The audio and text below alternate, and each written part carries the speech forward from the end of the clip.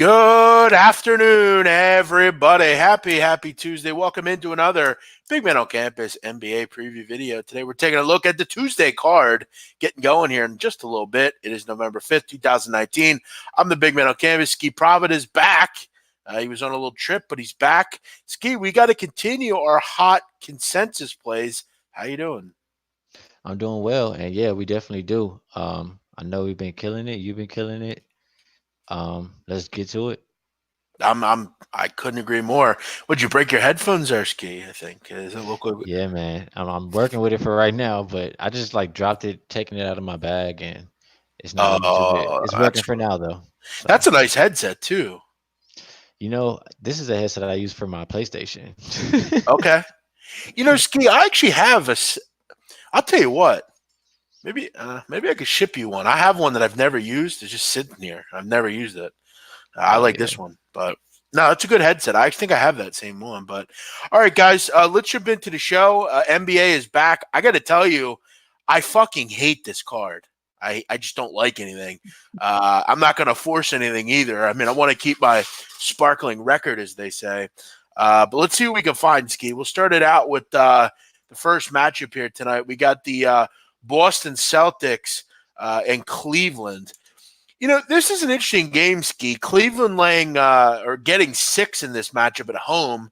I think the first thing I'd look at would obviously, Boston's done a nice job defensively this year. They're such a long team, on the perimeter. Marcus Smart, Jason Tatum, Gordon Hayward, just a long group. But as we know, you and I both know that this team doesn't have much on the block. There's just not a ton of front court help, especially without Enes Kanter, and he's been out in and out of this lineup.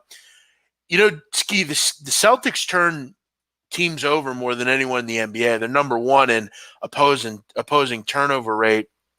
I guess the question I have with Darius Garland and Colin Sexton, can they handle such long guards that are going to have good hands and they can turn you over?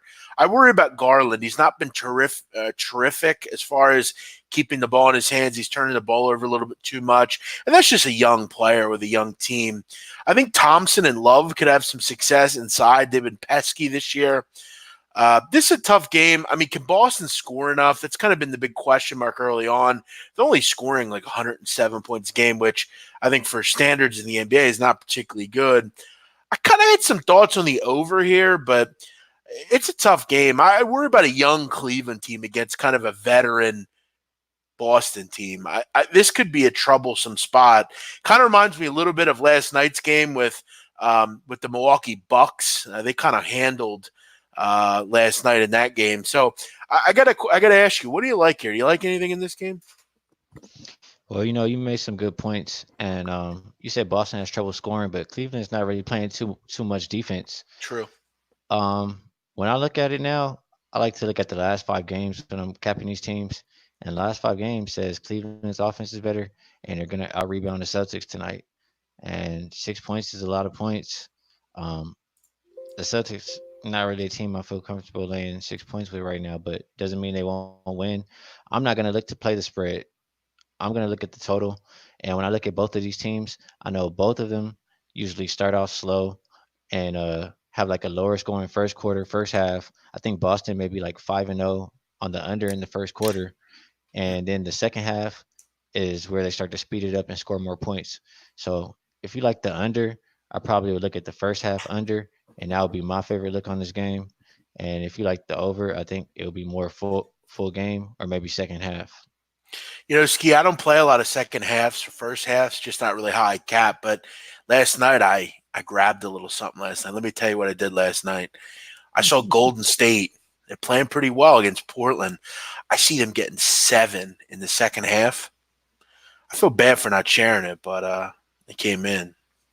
Sometimes second It is. halves are worth a look, man. And in this game, I guess I got to wonder. I think the Cavs have some success down low. I think they could do some damage down there. And, again, I think the Celtics, as you said, will start to speed it up. I think they'll kind of wear down Cleveland. I think Cleveland can maybe hang for at least in the first half, but I think the strong guard play, the length will kind of bother Garland and Sexton.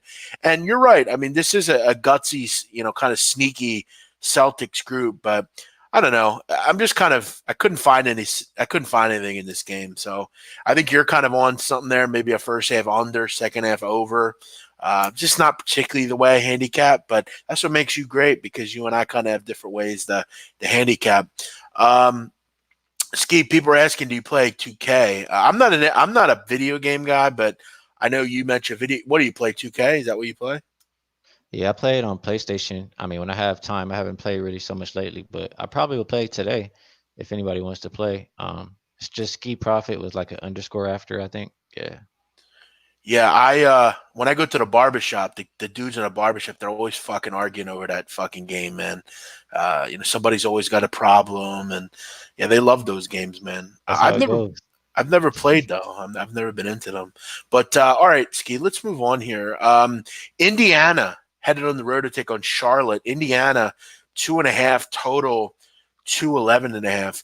I'm kind of interested. I know that Sabonis and Turner are out tonight, which is a big loss. Sabonis and Turner out for the Pacers tonight. But, I got to tell you, Skee, I've been happy with what the Pacers have done defensively. I think the guard player tonight could be big. Charlotte has had trouble defensively. And, Indiana's just not making the shots. It's not that they haven't gotten good shots; they're just not making them. But I couldn't play it without Sabonis and Turner. I think they could have had a big night here, but without those guys, I'll tell you again. I want to make this clear: this card sucks. I mean, there's not a lot to really wet your whistle with. Do you have any angle on this game, Skee? Pacers, Charlotte. I agree with you. I would need at least Sabonis or Turner in the game for me to even look at the Pacers. And also, I never really want to look at the Pacers on the road anyway. Yeah. So it would be a pass for me. Charlotte is terrible, but Charlotte was a good home team last year. It's just a stay away. I don't really like this game out of all the games. Yeah, it's interesting. I saw some stuff earlier about how kind of the Pacers have been good defensively, but they've just been unlucky offensively. They're getting a lot of good shots. They're just not making them. A lot about the rim and mid range, and I think a lot of it has to do with the fact that they don't have Oladipo. He's kind of their playmaker. He's the guy that puts everyone else in good positions. And Skee, we've seen certain teams this year. They just can't score because they don't have guard play. And we've talked about the Hawks without Trae Young. The Magic have been horrific offensively because you look at their guards, DJ Augustine and fucking Markel Fultz. I mean, come on, give me a break. Chicago's struggled at times offensively due to the fact that, Satoransky's not been great. But you look at a team, Skee, and this is what's so great about basketball is because you can look deep into matchups and stuff just kind of makes sense. I, for years, talked about you've got to get a point guard for Devin Booker in Phoenix. And what did they go out and do? They made one of the most underrated pickups of the offseason. They brought in Ricky Rubio, who is not flashy. He's not a great offensive player, but he's always going to give you a good play, doesn't turn the ball over. He's just a good point guard. And look at Phoenix. They have flourished with him at point guard. He defends well. I'll tell you, man, I've been really impressed with Phoenix. And they're doing it without Ayton. I've been real impressed with Phoenix. And that's what goes to show you've got to have guards in this league. And without Sabonis, without Turner, and without Oladipo, it's too much pressure on Brogdon. I'm just not real interested in the Pacers early on this year. Yeah, he's been balling though. The 3 wins that they had, he pretty much was carrying them, probably like 20-something points, 9 assists. But yeah, I really need one of the big men in the lineup. Yeah, and you're not going to get them tonight. Next one. So again, I mean, it's a tough card. I mean, this is a tough card. Next one, Orlando headed on the road to take on OKC. Skee, Orlando that has not scored more than 100 points in any game this year. They're going back to the old NBA. It's kind of amazing. But they're another team, Skee, that's been incredibly unlucky. It's not that in the NBA, I mean, you're going to get good shots. It's the NBA. They don't play defense. They just aren't making shots. I mean, you look at, Skee, some of these totals for the Magic. I mean, they suck. I mean, they can't make shots. And a lot of it has to do with the fact that I mentioned Augustine and Fultz aren't particularly good.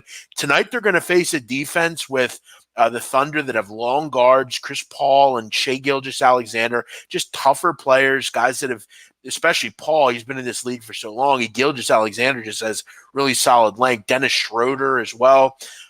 Steven Adams might not play. There's a question mark there. I think at some point the Magic are going to figure it out defensively or offensively, and both these teams are good on that side of the ball. Skee, I got a sneaky play for you here, and I don't know if it's worth a play. I don't know if it's worthy to bet. Let's hear it. Over 201.5. I get a weird feeling that Orlando starts making some shots tonight. I mean, they're going to have to start making them eventually, right? I mean, this team's not making shots, and I think they're going to have if Vucevic, if Adams doesn't play, Vucevic could be important tonight. Aaron Gordon, I don't. The total's so low. I feel like you just maybe take a shot. I disagree on this one, big man. Yeah, I don't, and I'm sure you're right. I just something's got to give with the Magic eventually, doesn't it? I don't think it's just okay. And I'm looking at it right now. I knew I was going to get this news soon. Nerlens Noel available to play. Steven Adams available to play. So both of them in the lineup. Huge. And yeah, makes the under. It makes the over no interest now. So let me tell you, as far as the Magic, I mean, their offense, it's just not much to like. They play at the slow pace. That doesn't help. 26th in the league. Their offense is 30th offensive rating in the last 5 games. Both of these teams, top 10 defensive rating, 9th and 3rd for OKC. It just screams defense to me. Both of them defend the perimeter very well. Opponent 3-point percentage, 3rd and 2nd. It just screams defense all around.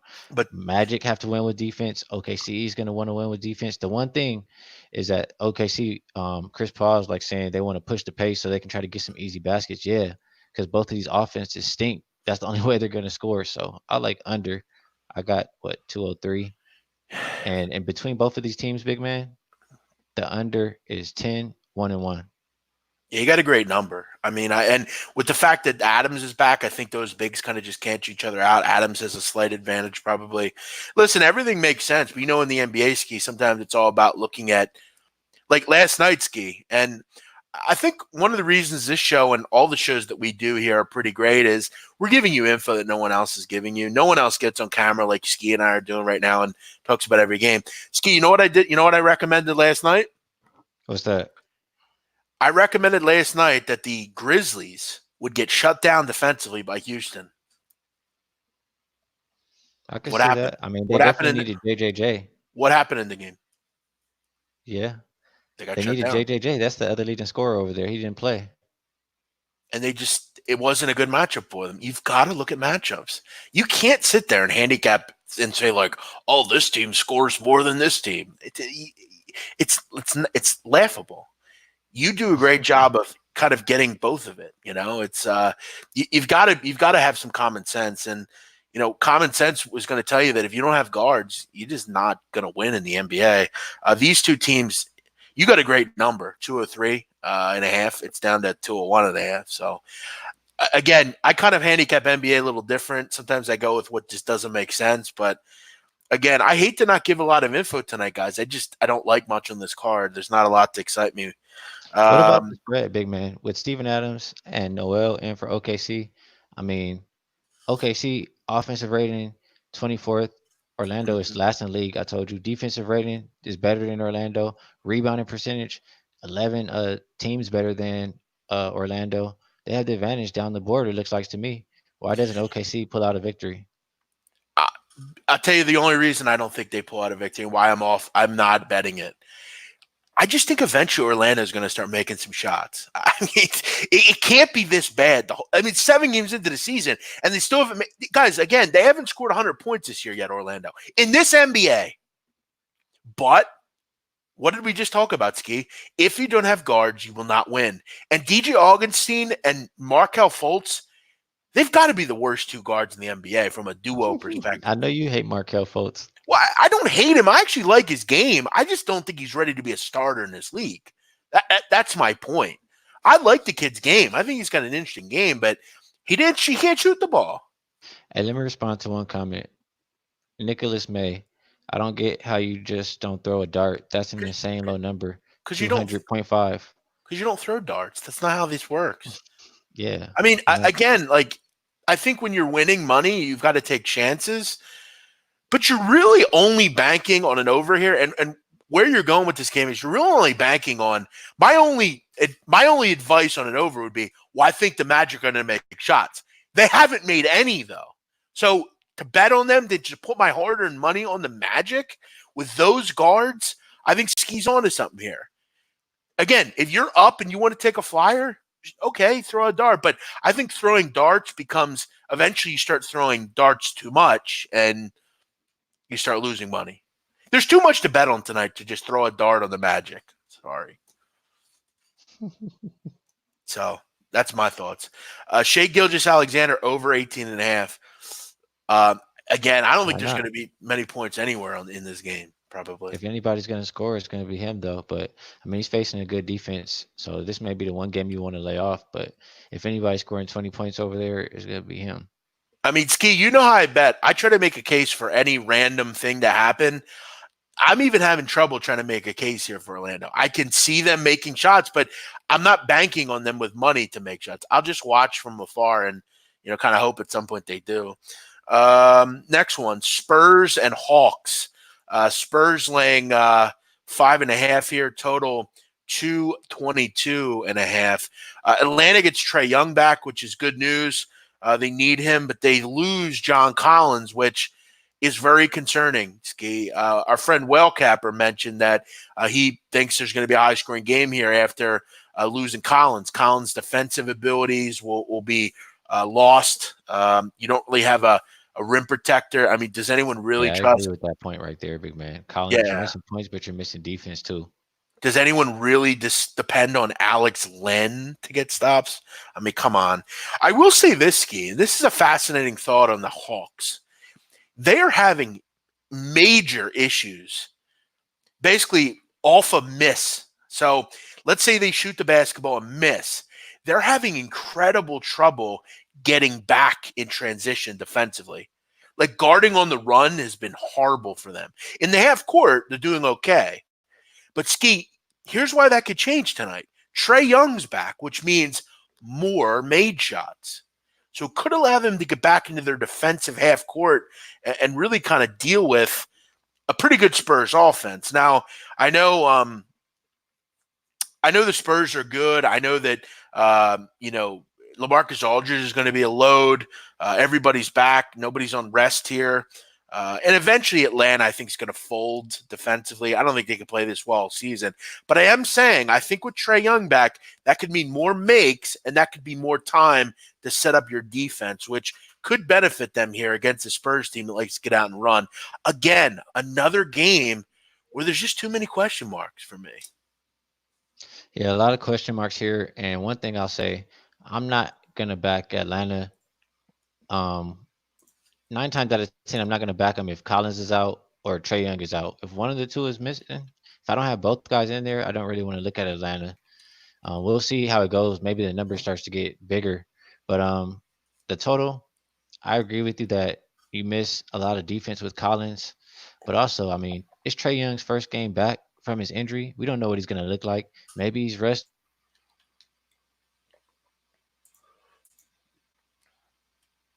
I think we lost Ski there for a second. Ski, we'll have to get him. And Kevin Worth, the more points we start to see. Ski, you there? We lost you for a second. Okay, my bad. Re-say what you just said, last 10 seconds or so. I was looking to maybe start to get on Atlanta overs. But Trae You Young think their just got, defense is going to regress? That's good call by you. I do.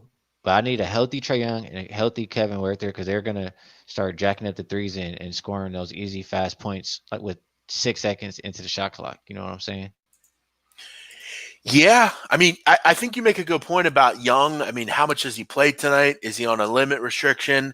I think their defense is going to go by the wayside, and that's an astute point by our friend Wellcapper.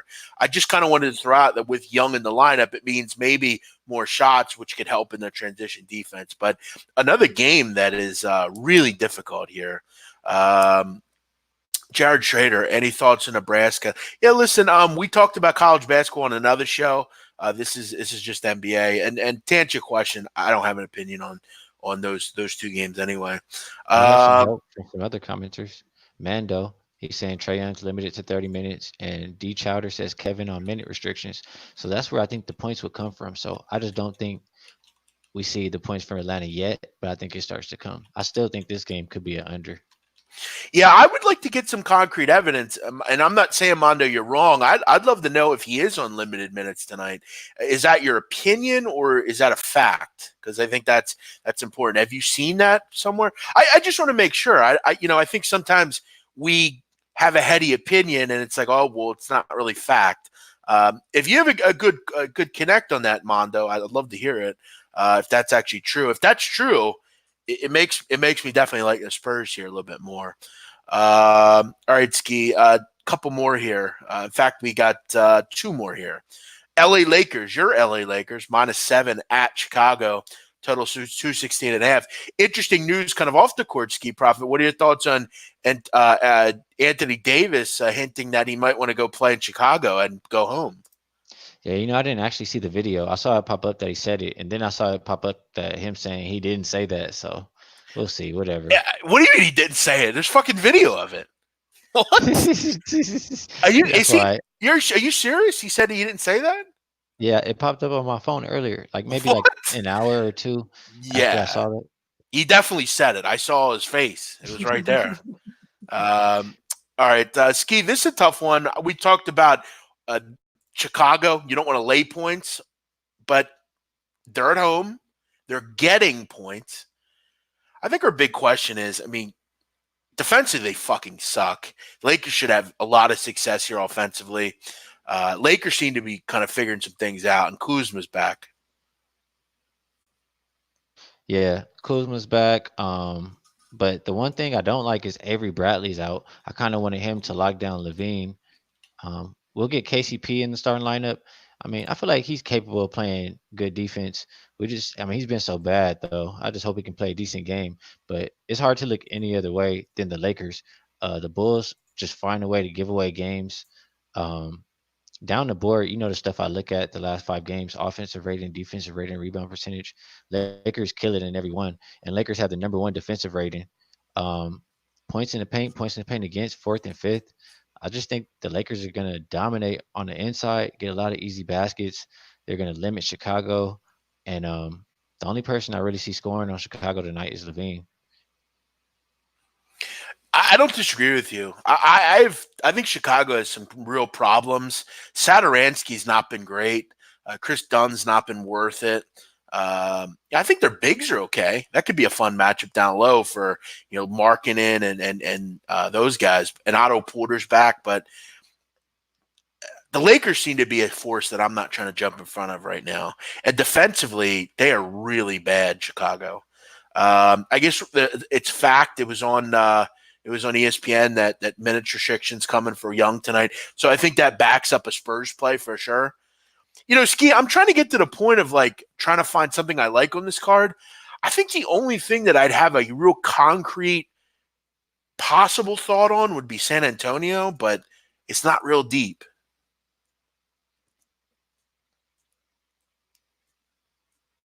You there, Definitely. Skee? Yeah, my bad. I don't know what's going on right now, but San Antonio should definitely win this game. But it's just I don't like San Antonio on the road. It's one of those teams that's a lot better at home than on the road. So I hate laying points with them on the road. We do have one Yeah. more game though. Maybe you like that one. No, I know I'm going to get to that one, and I don't like that one. So I'm just trying to find something to get excited about. Listen, this next game, I thought it might be my shining light on this card because I've bet on Miami a couple different times, and I've talked about Denver. I think they have some real issues. And you look at this Miami team, Skee. I mean, 5-0 against the number, 2-0 as an underdog this year. But let me tell you something. I think this is the spot where they have trouble. All we know about Denver, they've been unlucky. They're not finishing. They're missing a lot of wide open shots. Jokic hasn't played real well. He looks kind of out of shape. But game shape is starting to come together here. These teams have already played 7 games, 8 games. You're starting to get some game shape. Here's 2 things that I hate about Miami here. First of all, what do we remember Miami with last? They absolutely destroyed the Rockets.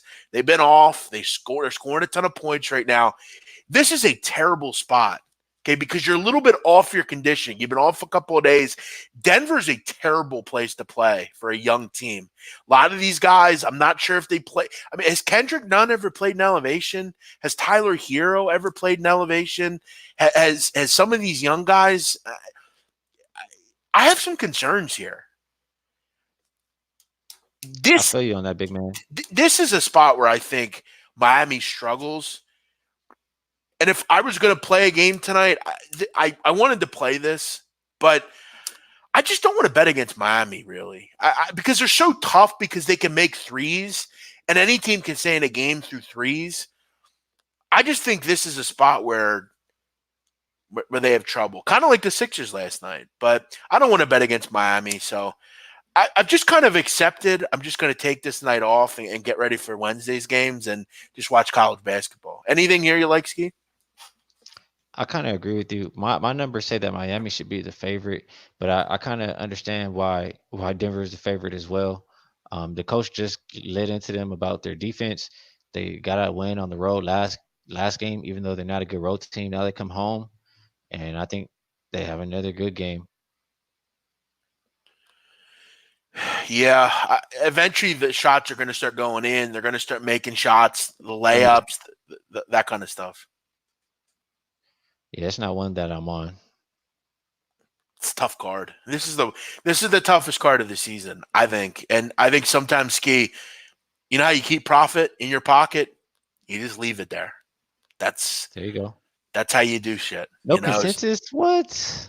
Well, I'm willing to come to like a free play, like the best of the worst. I'm willing to do that. I got to be honest. I think it's Denver. I really do. I think. Do I love betting against Miami? No. I think if I'm going to make us even a small play tonight, it would be Denver. Personally, I don't know, man. I don't feel comfortable playing it just because my numbers say Miami. I mean, I can understand it though, but like literally down the board, my numbers just say Miami. yeah, I think for them they have some trouble here. Because eventually, Ski, a team that makes threes all the time, eventually they're gonna have a bad night shooting. This could be that spot. Denver's kind of low. No one's really believing in them much right now. They're going to have some advantages. I mean, we have to remember this is a pretty young Miami team. A lot of these guys, particularly important players for this team, are young, and they may not have played at this. Elevation's tough. I mean, it is real with young teams. Do I think elevation matters to Jimmy Butler? No, but for younger players like Kendrick Nunn and Hero, I think it will. What do you want to go with? What do you think? Can't I can't Skis commit it. you on OKC, big man. You know what? You mean the side?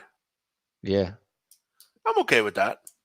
I mean, I hate the Magic's cards. Like, I hate them, and I think they're gonna have a lot of trouble against Gilgeous-Alexander and Chris Paul. So if I had to play it, that's where I would agree with you. We'll go consensus OKC to get the job done. But I will say I am not personally on anything in this card. I hear you. That's the one thing like I really So was close with. It was OKC, so I mean I like that one. Ski wants action. I give it to him. But again, I am not putting anything up today. So everyone have a great night. Thank you for watching. Ski, as always, great to see you. Your connection sucks today, but we made it through. It's time to get more internet, as they say.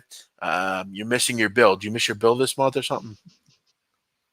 I don't know, bro. I got to get it together. I don't know what the hell is going on. It's like disconnected every damn second. It's pissing me off. Your headset sucks. You have no internet. Brutal. It's because I just got back in town. I just threw everything together, and now No, it's all I know. messed up. I'll You're get it like together, you're though. like an NBA player on a road trip, Ski. It's funny. All right. I'm going to be watching college basketball tonight anyway, so I'm happy to take a night off here. You all have a nice night. Thank you for watching.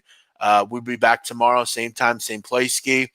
Should be a better card. I've actually looked at it. There's some interesting games. Philly, Utah is an interesting one. Embiid back.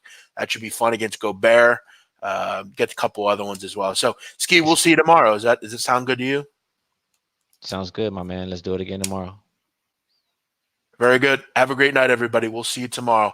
Make sure if you're new around here, you subscribe so you never miss a show. This is my third and final show today. I'm out. You all have a good night.